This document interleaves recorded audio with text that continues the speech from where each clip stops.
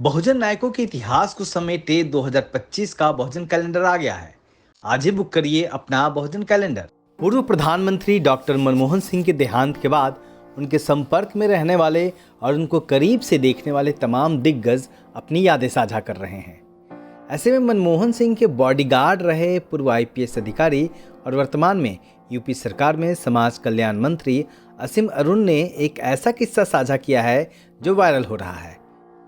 असीम अरुण ने social media x पर उनके साथ बिताए वक्त को याद करते हुए लिखा है, मैं 2004 से लगभग 3 साल उनका बॉडीगार्ड रहा। एसपीजी में पीएम की सुरक्षा का सबसे अंदरूनी घेरा होता है क्लोज प्रोटेक्शन टीम, जिसका नेतृत्व करने का अवसर मुझे मिला था।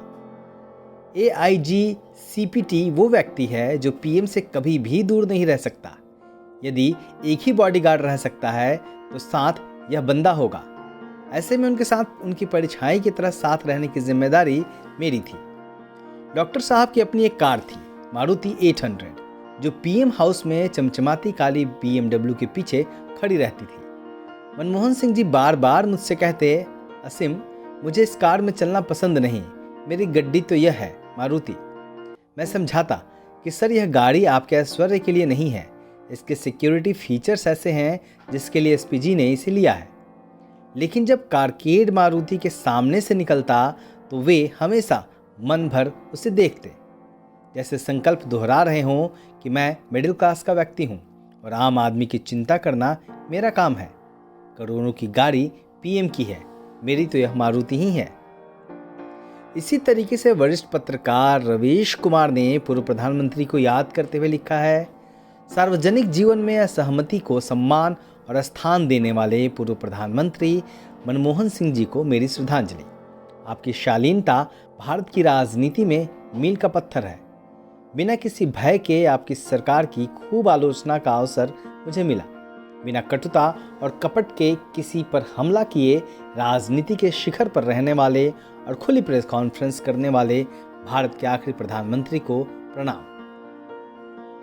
दूसरी ओर दलित एक्टिविस्ट और इंटेलेक्चुअल चंद्रभान प्रसाद ने मनमोहन सिंह को दलितों के आर्थिक मुक्तिदाता के तौर पर याद किया है। उनका कहना है, लाखों दलितों के मुक्तिदाता जो शहरों की ओर पलायन कर सकते थे। डॉक्टर सिंह मानव इतिहास में किसी भी आर्थिक दार्शनिक से अधिक नोबेल के हकदार थे। मेरी पुस्तक caste by 2050 doctor Manmohan Singh और मोंटेक सिंह अहलुवालिया द्वारा किए गए आर्थिक सुधारों के परिणामों की व्याख्या करती है।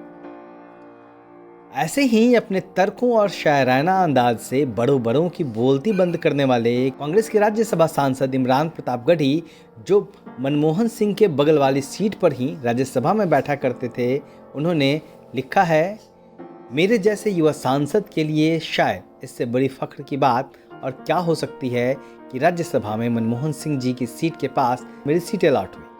वो एक आध बार सदन में अपनी व्हीलचेयर पर आए तो बड़े अदब से उन्हें बार बार देखता रहा। कितनी सादगी थी शख्सियत में। अलविदा डॉक्टर साहब, मैं आने वाली नई पीढ़ी को गर्व से बताया करूंगा कि मैंने डॉक्टर मनमोहन सिंह साहब के साथ बैठकर संसद की कार्यवाही में हिस्सा लिया है। साफ है कि डॉक्टर मनमोहन सिंह की छवि एक ऐसे कद्दावर व्यक्ति की रही है जिन्होंने चाहे आरबीआई के गवर्नर की या फिर वित्त मंत्री की या फिर देश के प्रधानमंत्री जैसी जो भी जिम्मेदारी निभाई, वहां एक छाप छोड़ गए और लाखों लोगों के जहन में बस गए। ब्यूरो रिपोर्ट, दलित दस्तक।